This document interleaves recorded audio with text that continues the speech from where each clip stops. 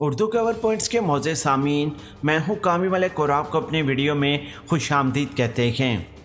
پیارے دوستو، بھارت کو اس وقت مکمل طور پر پریشانی ہو چکی ہے۔ کابل کیسے فتح ہو گیا؟ اشرف غنی لڑا کیوں نہیں؟ کیوں ملک چھوڑ کر بھاگ گیا؟ بھارت نے کابل میں اپنا سفارتخانہ بھی بند کر دیا ہے، سفیر سمیت عملے کو بھی واپس بلا لیا۔ ویڈیو کی مزید تفصیل میں جانے سے پہلے ہماری ویڈیو کو لائک کر کے چینل کو سبسکرائب کرنا مت بھولیے گا۔ نیز ہماری ویڈیو کو لائک کمنٹ کر کے سوشل میڈیا اکاؤنٹس پر شیئر کریں۔ افغانستان پر طالبان کے قبضے کے بعد بھارت نے کابل میں اپنا سفارتخانہ خالی کرنے کے ساتھ ساتھ فوری طور پر سفیر سمیت عملے کو واپس بلا لیا۔ میڈیا رپورٹس کے مطابق بھارتی طیارہ 120 افراد کو لے کر کابل سے نئی دہلی روانہ ہو گیا۔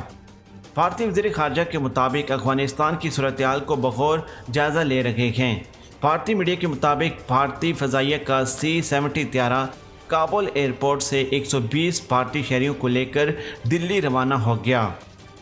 امریکی افواج کی طرف سے فراہم کردہ سیکورٹی کے حصار میں بھارتی شہریوں کو لے کر کابل ایئرپورٹ سے یہ روانہ ہوا ہے۔ بھارتی شہری افغانستان کے مختلف حصوں میں پھنسے ہوئے تھے اور انہیں کابل ایئرپورٹ پر لایا گیا تھا۔ بھارتی وزارت داخلہ نے کہا کہ وہ افغانستان کی موجودہ صورتحال کے پیش نظر افغانستان میں پھنسے بھارتی شہریوں کو واپسی کے لیے الیکٹرانک ویزا متعارف کرا رہا ہے، جس سے ویزا درخواستوں کو تیزی سے نمایاں کیا جائے گا۔